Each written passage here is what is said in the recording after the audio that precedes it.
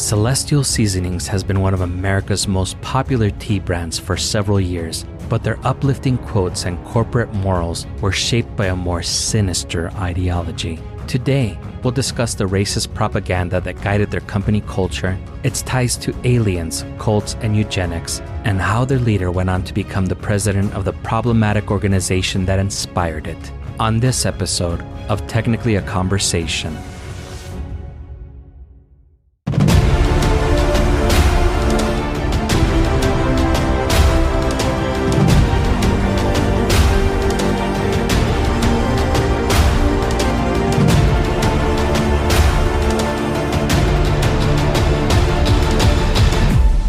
Greetings, you're listening to Technically a Conversation, a podcast where we share an interesting topic or story with each other and hope you find it interesting as well. I'm one half of your host, Jose, and I'm joined today by my lovely co-host, Isela. How are you doing today? Doing pretty good. How are you doing? Doing great also. Great. How has your week been so far? It's been really nice other than, just like car maintenance, changing oils. My daughter had a nail in one of her tires. That was not fun, but at least we got through it and they were able to patch it up. Oh, that's good. It's been busy, but I like busy. Yeah, it's always great when they're able to patch up the tire. Oh, I know, for sure. Because it's a brand new tire.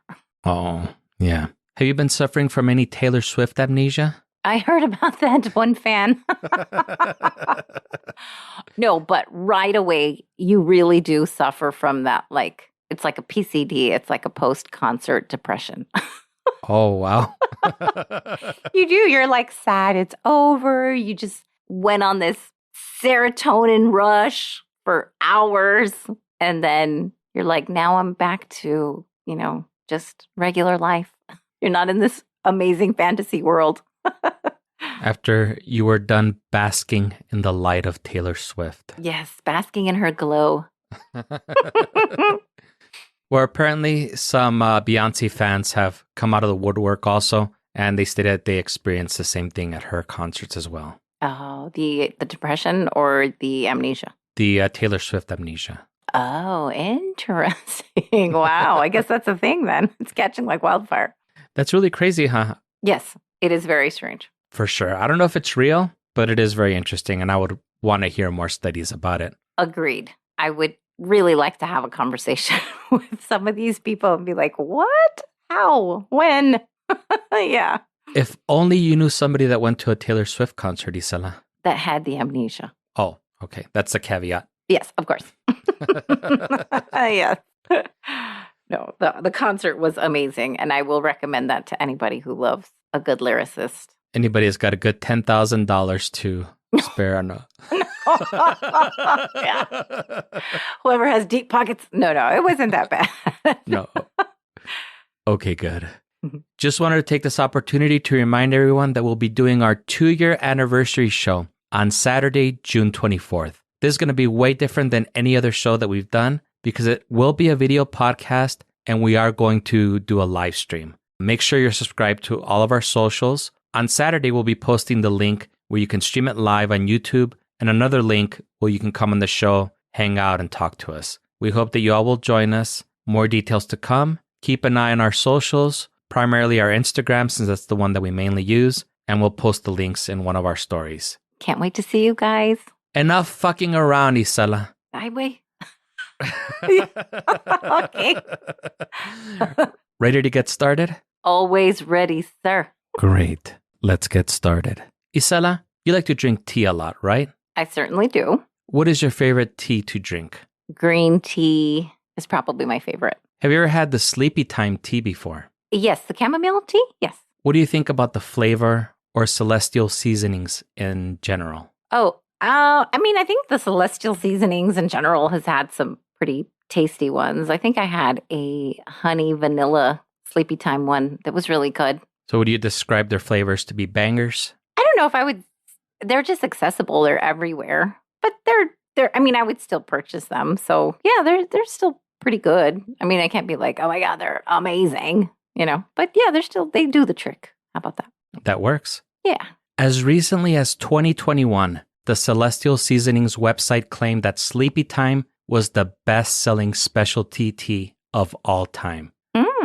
Today, we're going to talk about Celestial Seasonings, and we'll see if you'll ever purchase their teas again. Oh, great. Oh, no. Okay.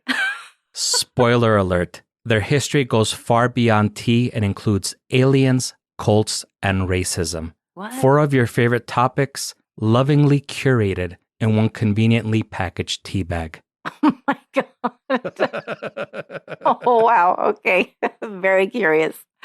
The following is from a Food and Wine article by Matt Blitz. Link to this and all of our sources will be in the show notes. Celestial Seasoning is the largest tea manufacturer in North America, but their history goes beyond the comforting cup of tea. The company was founded in 1969 by several hikers who discovered that the Rocky Mountains were full of aromatic herbs that made for great tea. The company was named by Mo Siegel, who would go on to lead the company. Besides his enthusiasm for tea, Siegel was an avid believer in the Urantia book, a New Age Bible inspired by the Seventh-day Adventist movement after an alleged unknown man had the writing communicated to him by aliens while in a trance. The Urantia book offers a new take on creation and describes the original 6 colored races that existed on our planet, the racial superiority order, and how white saviors Adam and Eve arrived from space and eliminated the inferior races. It also served as the inspiration for the delightful, uplifting quotes printed on their tea boxes and tea bags.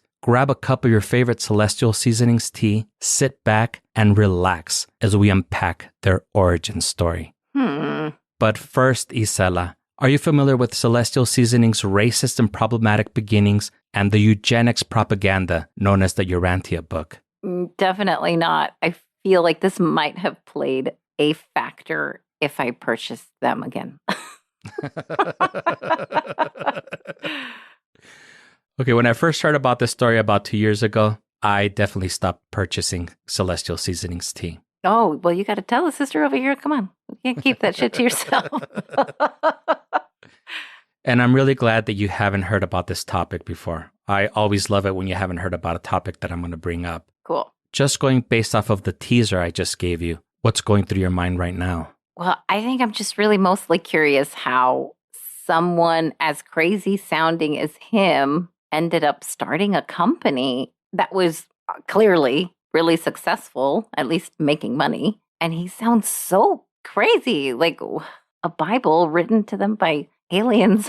What the hell? It's so, and then the list of superiority, like, oh my God, I'm just calling so much bullshit on everything said.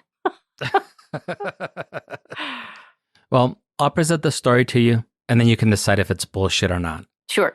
I first learned about this from Illuminati's Corporate Casket episode that talked in depth about this topic. I didn't use that as a source, and I haven't watched the video in a couple of years, but I'll include it in the show notes if anyone wants to check it out. Speaking of sources, it was really hard to go down the link rabbit hole that I was taking while doing the research for this episode, as a lot of the links 404'd, but thanks to the power of the Wayback Machine, I was able to find the pages backed up safely on the Internet Archive. Oh, nice. So if you look at our sources, you'll see a few that point to archive.org. As far as I could tell, Megan Giller was the person that first brought all this information to light while she was researching Celestial Seasonings Sleepy Time Tea for the now defunct but appropriately named Van Winkle website back in 2016. Van Winkle was published by Casper, the internet mattress company who sponsored all the podcasts during the big podcast boom a few years ago. Initially, Megan thought that she was hired to do a puff piece about the company. She even took a tour at Celestial Seasonings. The more that she uncovered about the company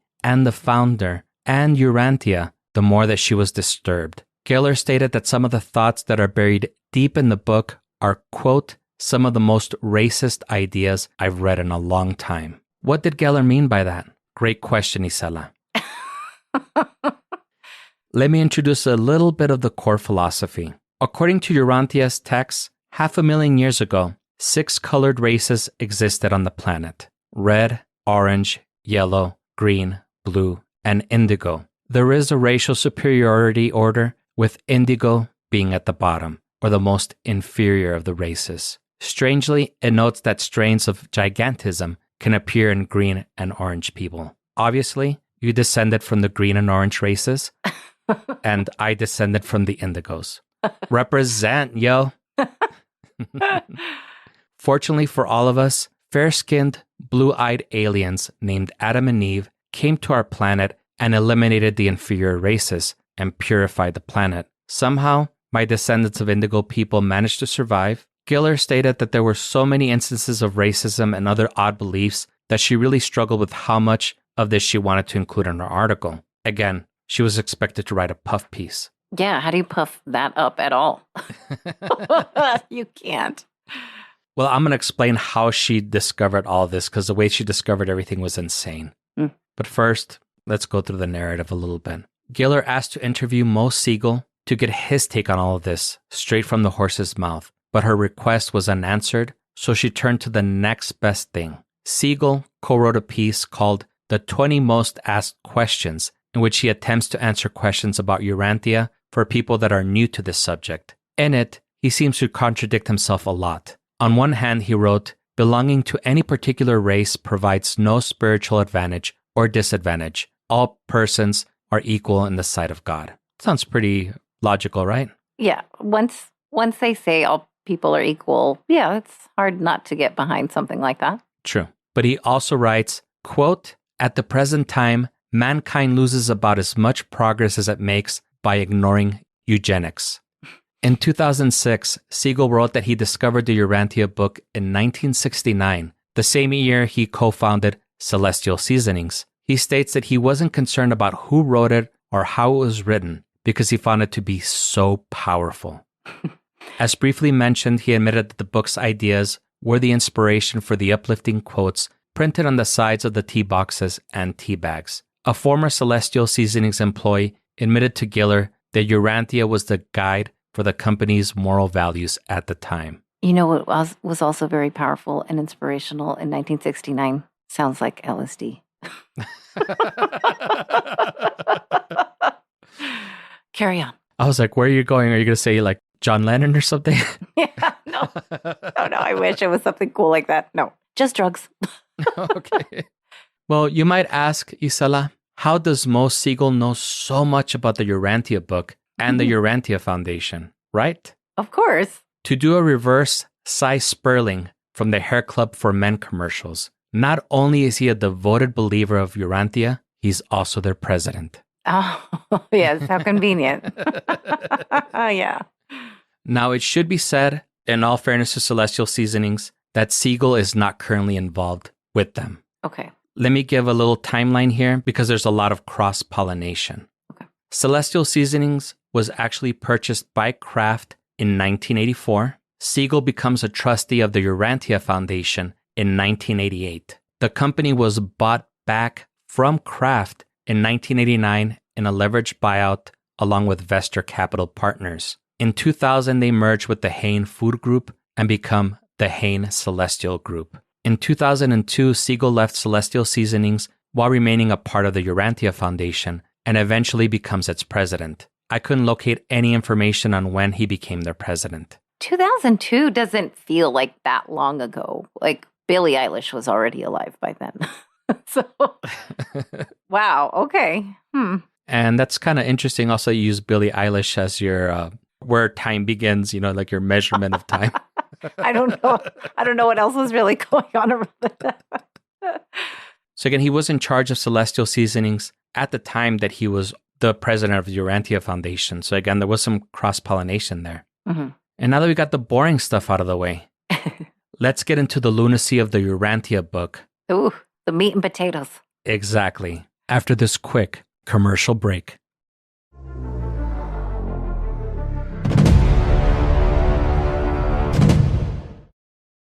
Hello, Twisted Humans. Do you find yourself wanting to know more about the latest murder, conspiracy, cult, or haunting? Then this is the podcast for you. In 1952, there was a record high of UFOs reported.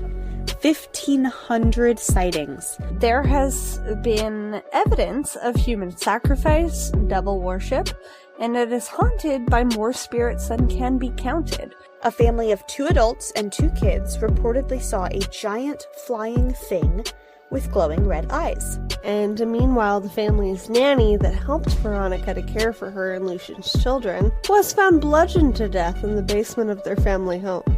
I'm Alicia. And I'm Sierra, and this is Twisted and Uncorked. Hey there, everybody. Welcome to Up All Night, an Are You Afraid of the Dark podcast. We're your hosts. My name's Cortland. And I'm Brandon. And in our podcast, we take apart each episode of Are You Afraid of the Dark, scene by scene, and discuss it in detail. This show is prime early 90s Canadian acting at its best. Or, in some cases, worst. We're here to laugh our way through 7 seasons and 91 episodes. So whether you're a fan of the show... Think. That's hard dough. No, mister. Accent on the dough. Hi, Andy. Won't you come play with me? Hey, we're just having a goof. Or experiencing it for the first time. We know there's nothing better than staying up all night with a scary story.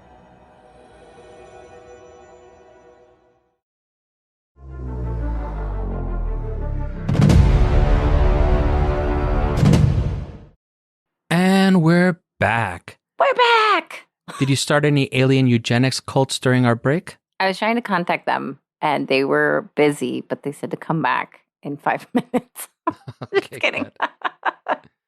Did you make yourself another delicious cup of Celestial Seasonings sleepy time tea? It really depends on this next half of how, whether I trash it or not. I know he left in 2002, but I'm like a little sus about that. Well, we covered a lot during the first part of the show.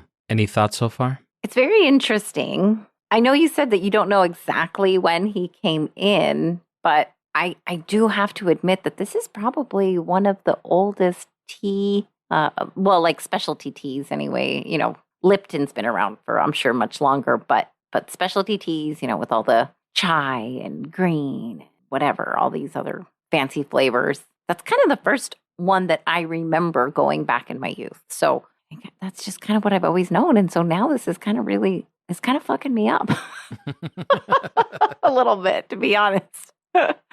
Well, what I do know for sure is that Siegel did become a trustee of the Urantia Foundation in 1988. What I don't know is when he became the president. Okay. But he did leave Celestial Seasonings in 2002 and remained a part of the Urantia Foundation. And again, he's president up to this date. Wow. Okay. So he's still alive. He's still alive and he's still very much involved with the Urantia Foundation. Wow. That's so weird. Okay. Carry on. Sorry. The following is from the Megan Giller article that she did for Van Winkle. She states that though the company's name Celestial Seasoning was claimed to be named after one of their co-founders, Lucinda Zeising's flower name, Giller believes it might have been due to the Urantia book, as Mo Siegel and John Hayes, 2 of the co-founders, were avid believers in the book. I tried looking for the definition of flower name, but I wasn't able to find it. So I'm guessing it was her hippie name or something like that. Yeah. Yeah. I mean, that 1969, or I don't know when that part really was, but that sounds about right. Yeah, it was 1969, so it checks out. Yeah. The Urantia book isn't no 200-page back pocket Uncle John's bathroom reader either. It's a 2,097-page, 4.3-pound monster. Jesus. It's a modified Seventh-day Adventist text. Even though we've talked about the Seventh-day Adventists the past couple of episodes, we have nothing against them. It's just a coincidence that both topics are tied to the religion. Although the kayfabe of the book was that it was written by an anonymous person possessed by an alien, it was likely written in the early 1900s by a psychiatrist named William Sadler as a vessel for his racist ideas. It was first published in 1955, and you can actually download it for free online, Isela, if you want to go download it right now and read it. Absolutely not. Thank you. Because the Urantia Foundation is so adamant about its authorship being supernatural, an Arizona court ruled in 1995 that it's not protected by copyright and is public domain. So I guess that backfired on them, right? Yeah, Jesus. Okay. You'll be also very happy to hear that Jesus, Lucifer, Satan, Adam and Eve, some of the Bible fan favorites, are all in this book, and they were all aliens. They kept the stars of the show. They just made them aliens. Wow. Yeah, well, of course, they wanted like the people that are going to be cosplaying to have all the fan favorites available to cosplay. Or it could have just been like, what story they had no story. What story can we write well, what if we just keep some of the stories and then make them, it's like the Scooby-Doo, the energy mask or whatever. You don't hold on to that thought. Oh, shit. Okay. Hold on to that thought. Now, going back to the Urantia book, you know how we don't know much about Jesus for most of his life? We really only know about him for a short time after his birth and a short time before he died. Mm-hmm. You're in luck. The Urantia book tells us all about Jesus' life in detail. Right. All 36 years. Oh, wow. Although I had always heard that he had died at 33. Yeah, I was going to say, where did these extra years come in? Is that new math? Is that new math again? Maybe. I was thinking that maybe the Urantia book is like DC's New 52, where they rebooted everything and gave everybody new backstories. But in the case of Urantia, with more racism and eugenics. Oh, yeah. Jesus. That's funny. Now, even though there are only a few thousand followers of Urantia, it has been translated in 20 languages, including Arabic, Chinese, Croatian, and Portuguese. German composer Karl Heinz Stockhausen even wrote Michael Rise, which features the angel Michael, Lucifer, and Eve, as inspired by the Urantia book. At least 4 fantasy novels are based on Urantia. I imagine that these are like the Star Wars expanded universe. Right. I wonder if Jesus learns the Force and starts his own Jedi Academy in those. That would be pretty metal. And he could literally say, I am your father and your father's fathers. And your Oh, and you can't forget about Darth Satan, the betrayer. Damn, this shit almost writes itself. We could jump on this and see if we can make a few bucks on the side. Hear me out, Isela. We'll get the mind reader thing. We'll add it in there. Yeah. But this is what I got so far. Mara Jade ends up betraying Luke and joins forces with Darth Satan, becoming his new apprentice, since the rule of 2 says that there can only be 2 Siths, a master to hold the power and knowledge and an apprentice to desire it. Mace Windu, now going by the name of Nick Fury, knows that the galaxy will be in shambles if 2 powerful Siths, such as Darth Satan and Mara Jade, are allowed to operate unchecked. So he assembles a group of enhanced individuals to join the Urantia Initiative to put a stop to Darth Satan and Mara Jade's oppressive rule. That's fucking awesome, huh? It would not be pretty bad. Yeah, it's not bad. It really isn't. Then you always need that one character that I can relate to, the one that just kind of like sits and watches and eats cookies while like everything's going on. The spectator. There's always one. Come on. Yep. Somebody get Kevin Feige, Jon Favreau, and Dave Filoni on the line. I think we may have the script for the next hit Disney Plus series. Right. They're going to be like, who dis? Who dis? Just kidding. Okay, back to the Urantia book canon. Not my undeniably superior fan fiction. Not the... Jesus is one of many, many sons of God and has inhabited different planets because there are a billion worlds. Once evolution is complete, each world will only have 100,000 local universes with 10 million inhabited planets. Our Earth is named Urantia, and it's number 606 in a planetary group named Satania. Our headquarters is Jerusalem, not to be confused with Jerusalem, in case you were wondering. Yeah. When we die, we reincarnate from planet to planet and finally to paradise, where the deity lives. There's a little piece of the deity in each of us, and this is called the thought adjuster, not to be confused with Mentos, the fresh maker. Yeah. Yes. I'm not making this shit up. This is straight from the Urantia book. It's so crazy because I feel like they're pulling these numbers out of their asses. It's hilarious. And are these parallel worlds? Like, what the? It's so weird. Anyway. While the Fellowship, which is what the Urantia followers call themselves, are quick to point out that they are, quote unquote, not a cult, the brilliant evening star of Nebadon, also known as the Revelator of the book, calls for Urantians to replace Christianity with, quote, a new cult that will be the true religion of the future. They just said a new cult. I mean, it's right there in their own words. Like, this is ridiculous. Although, I don't think cults ever admit to being cults. It's just funny that they even said, oh, there's going to be a new cult and he's going to be the boss in town type of thing. You know what I mean? then I guess it's a cult. If it's exactly what the word you used, you know what I mean? Yeah, it does. The book contradicts the fellowship. Mm-hmm. Gillian claims that the Urantia book itself doesn't represent a destructive cult, but some of the self-proclaimed prophet-led groups can be seen as destructive. That said, no other information is provided about said prophet-led cults or why they are deemed to be destructive. I couldn't find any information on that. Okay. However, many of the quotes and examples Giller provides, at a minimum, seem to promote intolerance. When discussing Adam and Eve, it states that after they overtake the inferior races, the descendants of Adam and Eve mate with the acceptable inhabitants of the planet. The inferior inhabitants will be eliminated, and there will be one purified race, one language, and one religion. So where's the confusion about no destruction? I mean, that is destructive as fuck. That's super divisive and destructive. Oh, I agree with you 100%. I guess what I meant by that is that I couldn't find any evidence that they were actually practicing eugenics or that they were actually going out and trying to kill. Yeah, some kind of genocide of some. Yeah, okay, got it. Yeah, that's what I meant. But I'm glad that you asked so that way I could clarify it a little bit. Yeah. I don't want people to think that you're okay with that kind of shit. I am totally not okay with this type of shit. Okay, good.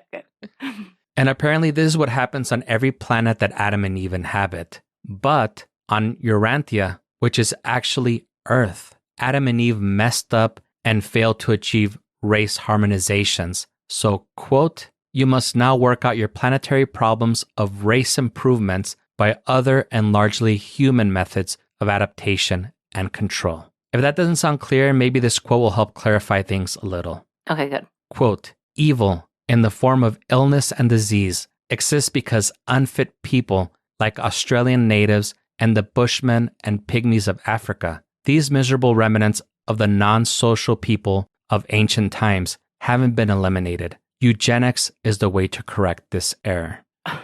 That's crazy. I like how they're not really using science, which I'm pretty sure we knew by then, whenever in the 50s, whenever they found this whack-ass book, that all humans eventually came out of Africa. Like, what the hell? 10,000 years ago or however long that was. Like, what the heck? Yeah, they surely knew nothing about science. Yeah, clearly. Okay, interesting. And that's a lovely quote, right? I wonder if that's ever been printed on a Sleepy Time tea bag. Yeah. These miserable remnants of the non-social people of ancient times haven't been eliminated. Eugenics is the way to correct this error. Sweet dreams. Right. Yeah, it's awful, awful stuff. Agreed. We talked earlier about how it's widely believed that William Sadler wrote the Urantia book. Sadler was a very well-known psychiatrist of this era. He got to start working with another very famous psychiatrist of his era that was also a very big proponent of eugenics. Would you like to take a guess at who this doctor was? Hint, we talked about him in last week's show. We talked about him in last week's show. Oh my goodness. Wow. Well, it was a show that hasn't been released yet, so you might not have heard it yet. Right.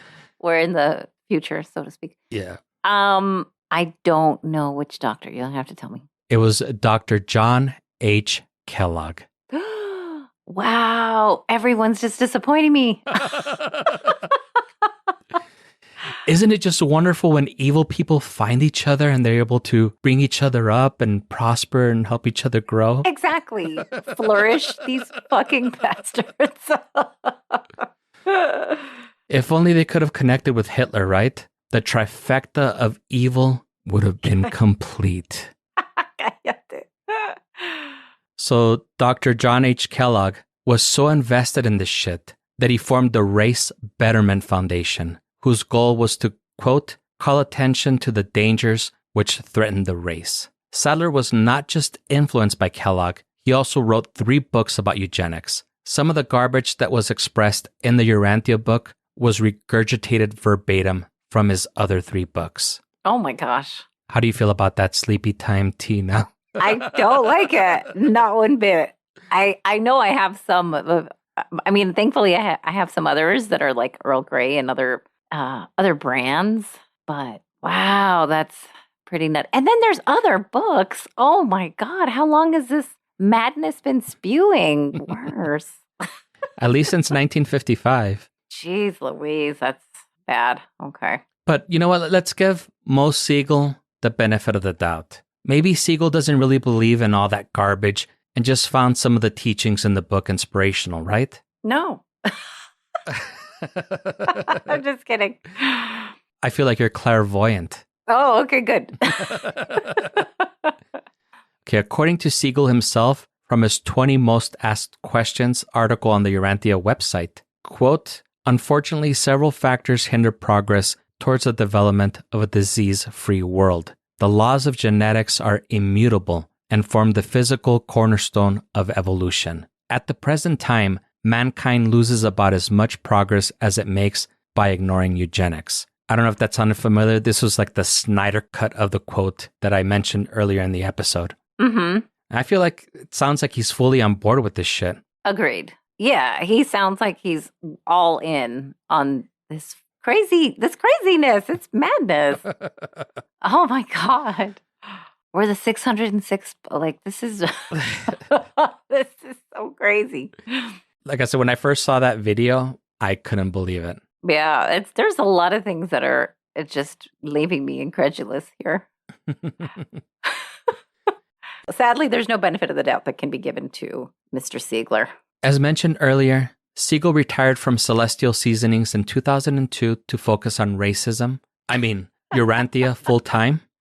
Yeah. John Hayes, the other co-founder, who also had a hard-on for eugenics, left in 1985, so it's possible that the Urantia book no longer guides the company's morals and business decisions. Giller claimed that she tried getting Celestial Seasonings' official stance on this, but they declined to comment. So this is a part that I teased earlier. How did Giller uncover all of this craziness? Right. Great question, Isela. Yeah. Giller initially was a fan of the Celestial Seasonings tea and went on a trip to Boulder, Colorado. She decided to take their free public tour. She became interested in the tea making process, so she asked the company if she could interview their blend master, Charlie Baden, for an article. Her requests, however, were declined, so she started researching on her own and ended up uncovering this insane story. Giller herself states that she is no longer a fan of the teas and threw all her boxes of tea out. Wow. It's a tea party of a different era. Exactly. And even though Siegel hasn't been with the company since 2002, the company was started by a man who believed in all of this lunacy and feels like she can no longer support them. That just means more tea for us, right, Isela? No, absolutely not. No. Still very skeptical. I'm glad that she also tossed it out because it just sounds like eye-opening. And who can really believe in so many? Like, it's one thing when people say that, I'm going to go here, but it's one thing when people say that they believe that the earth is flat. Okay, you want to believe in that? Okay, fine. But don't tell me that you also believe in, that aliens came and they dictated this freaking crazy long 3-series book, very Harry Potter style. Like, that is way too many things. You know what I'm trying to say? Like, this is on a whole other level. Plus, you can't forget the 4 fan fiction novels that were written about it. Yeah. Yeah. Well, I can see why all these like fiction would be written off of, shit like that, because it already sounds crazy and loopy. It lends itself for books like that. But really, who's going to take any of that seriously? Apparently thousands of people. And it's even translated in Arabic. That's very disappointing. Oh my God. Yeah. They got the cute little foundation and everything. That part, when you said that there was a foundation, I was like, oh my goodness. Now this is serious. Oh Lord. It's very strange. I mean, it's very interesting for sure, because I guess where there's one person, there's others, and apparently there's 1,000. And isn't it wonderful that they all found themselves? Yeah, I guess. If they could just have one convention, and then can they just stay on that island? I think that's hilarious also, because if it was translated to all of these languages. Who's supposed to be the superior one? Now now we get to see them duke it out and see which ones. I'm the superior one. The fuck? Okay, cool. You guys go kill each other and. That would be a good idea. They should do like a little Royal Rumble or something and just have everybody fight for supremacy. Yeah. Yes. Throw them all like in Madagascar, like some little island. All right, go. See who can have the title of being the most racist. Oh my gosh, yeah. On that high note, No, Chris. we hope that you enjoyed the show and you join us again next week. If you're enjoying the show, leave us a review, tell a friend, and subscribe wherever fine podcasts are sold. Follow us on the socials at GreetingsTAC, email us at greetingstac@gmail.com, or leave us a voicemail at 915-317-6669 if you have a story about eugenics to share with us. I doubt that very much, or at least I hope. Yeah, no, that's the opposite of the type of stories you want to hear. Yes.